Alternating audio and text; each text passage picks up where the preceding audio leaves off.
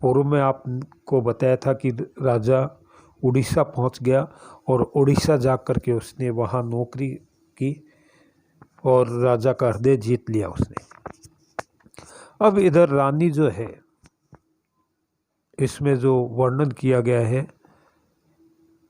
रानी विरह में व्याकुल हो गई।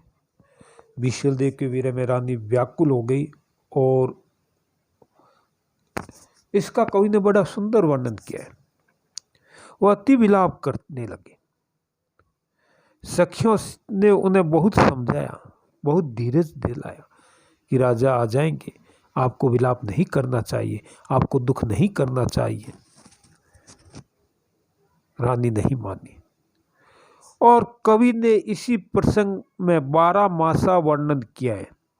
12 मासा क्या है? साहित्य में 12 महीनों का वर्णन किया जाता है।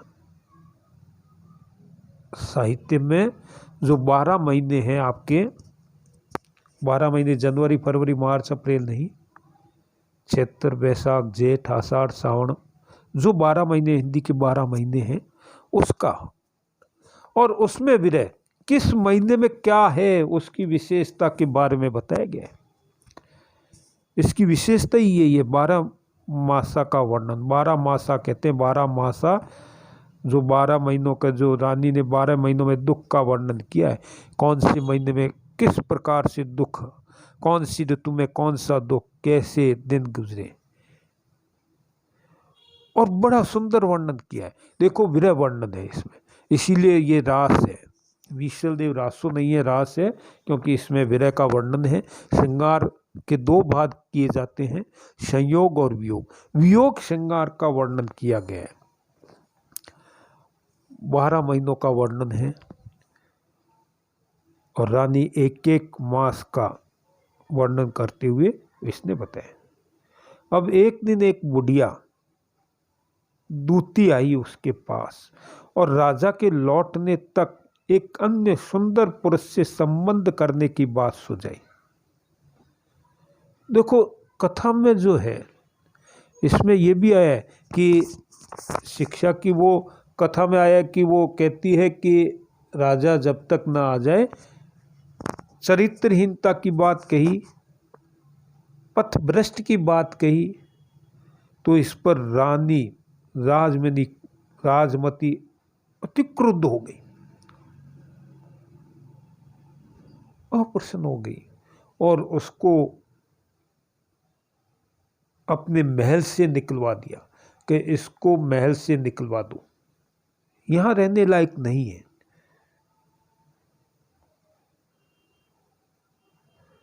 विरह की आग में रानी जलती रही। इस प्रकार 11 वर्ष व्यतीत हो गए।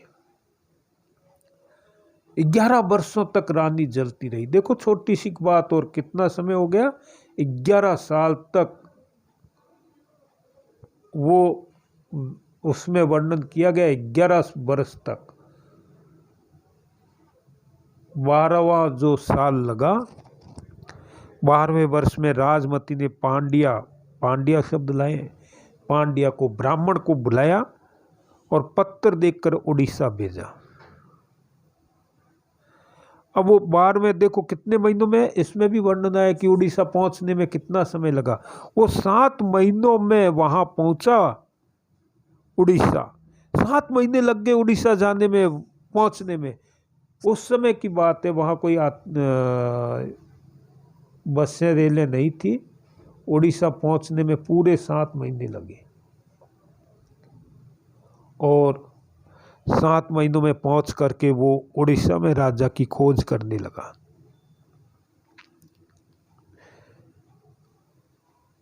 कुछ समय बाद उसने राजा को ढूंढ करके रानी राजमती का संदेश उसे दिया और वो पत्र दे दिया। वहां पत्र पढ़कर के राजा को रानी की याद आई कि मैंने ये क्या कर दिया। पत्र को जैसे ही पढ़ा, रानी की याद आई और राजा विशल देव चलने को उद्यत हुआ।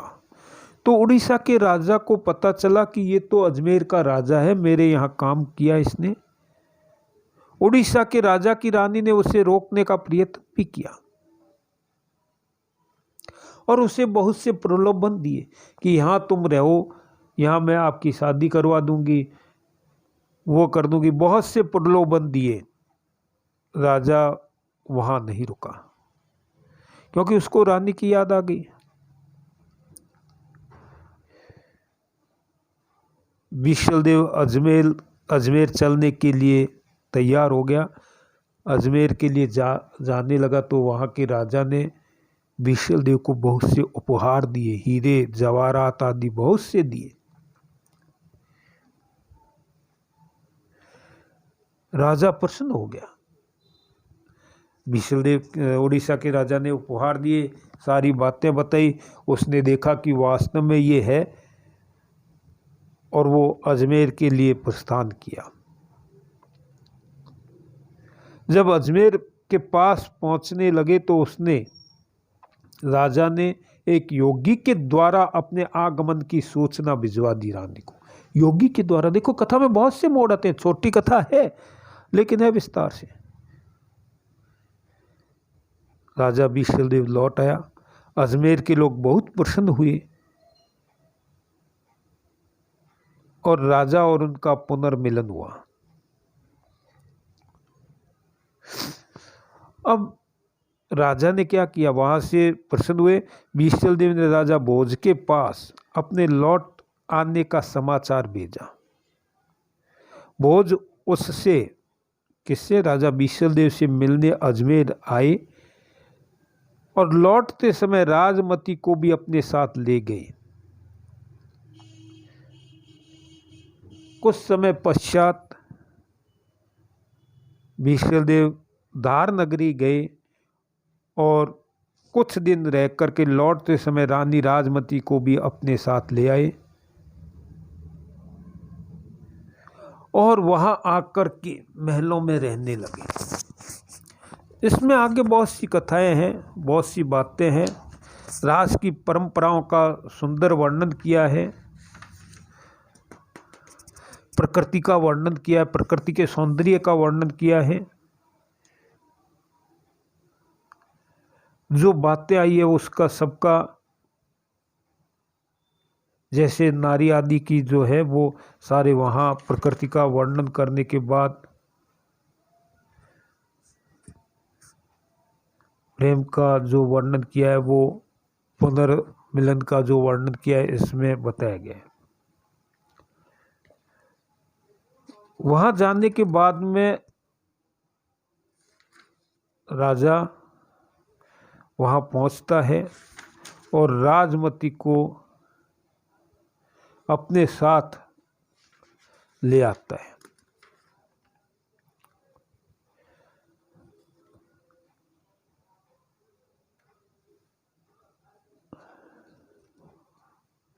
देखो कवि ने जो है अजमेर लौटते मार्ग में आने वाले स्थानों का वर्णन नहीं किया है, सीधा वहां आ गया, क्योंकि वियोग में जो नायिका थी उससे मिलने के लिए राजा तत्पर था और उसने कुछ भी ऐसा वर्णन नहीं किया। और वहां जाने के बाद भी राजा ने कहीं शादी नहीं की, कहीं ऐसा नहीं किया, केवल और केवल एक ताने के कारण वहां वो पहुंच गया और कुछ दिन वहां रहा अपने ससुराल में। रहने के बाद में राजमती को साथ लेकर के राजा अजमेर आ गया। राजा विशलदेव और रानी राजमती के मिलन के साथ इस रास की कथा की समाप्ति होती है। ये जो रास है, आपको पूर्व में भी बताया था कि ये रासो नहीं है, रास है, विशलदेव रास कथा जो है, क्योंकि इसका अंत भी जो कवि ने कराया है वो मिलन से ही कराया है। जो घटनाएं हैं कवि ने बड़ा सुंदर ढंग से इस रास का वर्णन किया है। बहुत कुछ बातें इसमें आई है। और इसका जो उद्देश्य है वो भी यहाँ उन्होंने किया है, और दोनों मिलते हैं। और आनंद पूर्वक कथा का जो कथा अंत जो है वो आनंद में है, नायक और नायिका के मिलन से ही कथा इस रास को समाप्त किया गया है। ये आपके हो गई विशलदेव रास की कथा का सार। पूछ ले आपसे कि विशलदेव की रास की कथा का सार अपने शब्दों में लिखें तो आप इसको इस प्रकार से लिख सकते हैं। अब हम आगे इसके बारे में और चर्चा करेंगे, विशलदेव रास के बारे में, जब तक उसके बाद में इसमें जो मुहावरे आए हैं वो अलंकार है, अनुप्रास है, यमक है, दूस है, उसके बारे में भी करेंगे। बहुत सी बातें हैं और इसके कला पक्ष और भाव पक्ष के बारे में भी विस्तार से आपको बताया जाएगा।